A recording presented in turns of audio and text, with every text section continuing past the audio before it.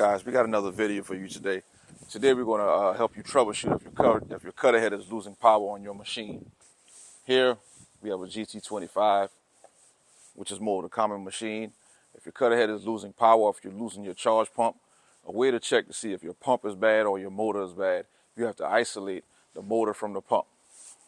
How you can do that is your lines here, your pressure and your return lines that are coming from the pump into the head. The left side is you have to go to the right pump, which is on the right side of the machine. The right pump controls the left motor. The left pump controls the right motor. But what you're going to do is you're going to cap your lines here, your pressure and your return lines. Once you cap the lines off, you go back in your machine, you crank it up, you check your pressures again. If you get your charge pump pressure back on the pump, on the rotor pump, which should be around 350, kind of plus or minus, then you know your pump is good. So therefore, you come back to your motor, and now you can kind of narrow down to see it's the issue going on with your motor here. But if you have the line capped off and you don't get your charge pressure back, 9 times out of 10, it's the pump itself that's going bad. In this machine, we have 4 pumps, but on the newer machines, they have one of the pumps is like a tandem pump, which then they piggyback off of each other. But the concept is still the same, and it will just be one set of lines coming in, but the concept is the same. You cap your line off, you check your pressure. You get your pressure back once you cap the line.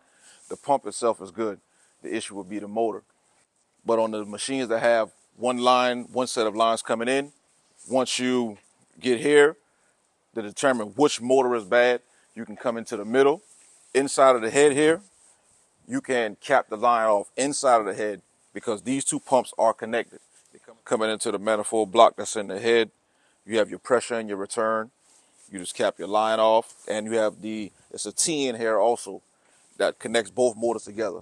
You just need to isolate it to where only one motor is functioning, and then you can check your motors one at a time from there. Once you've narrowed down which motor that you suspect is bad, another way you can also check it is, of course, you take your belt off, and then you can go to engage the head, remove the case drain line from that motor itself, have it going into a 5-gallon bucket, engage it. If that bucket fills up in less than a minute, then that's your confirmation that that motor is bad. On the driver's side of the machine, the left pump here, the one that's connected to the gearbox, this is your left rotor pump, which controls the right motor inside of the cutter head.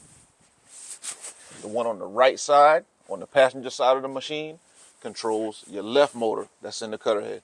Thanks for watching. If you need anything, just give us a call. Download the GT app to check out our other videos. Just give us a call, guys. We're here.